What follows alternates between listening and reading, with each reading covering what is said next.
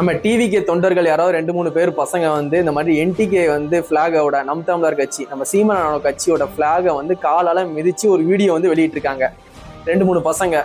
இதான் வந்து தற்கூரி பசங்க பண்றது அப்படின்னு சொல்லிட்டு வந்து எல்லாருமே வந்து விமர்சனம் வச்சுக்கிட்டு இருக்காங்க. கண்டிப்பா வந்து அந்த நம் தமிழர் கட்சியில உள்ளவங்க வந்து சைபர் கம்ப்ளைண்ட் கொடுத்துருக்காங்க.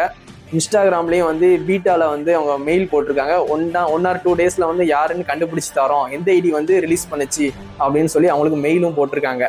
அதனால வந்து ஒரு கட்சியோட துண்டை காலில் போட்டு மிதிக்க யாருக்கும் ரைட்ஸ் கிடையாது. உங்களுக்கு வந்து டிவிக்கு பிடிக்குதுன்னா மற்ற கட்சி துண்டை வந்து அவமானப்படுத்தவே கூடாது, சரிங்களா? நான் வந்து டிவிக்கு டவல் வந்து இனிமேல் யூஸ் பண்ண மாட்டேன்னு சொல்லிட்டு இந்த டேபிள்ல இப்படி வச்சேன், சரிங்களா? அதுக்கு ஒரு ரெஸ்பெக்ட் கொடுத்து இந்த டேபிள்ல வச்சேன். இனிமேல் போட மாட்டேன்ப்பா, டிவிக்கு துண்டே நான் போட மாட்டேன், டிவிக்கு பாலிடிக்ஸே பிடிக்காது அப்படின்னு சொல்லிட்டு இந்த துண்டை நான் இந்த டேபிள்ல தான் இப்படி வச்சிருப்பேன்.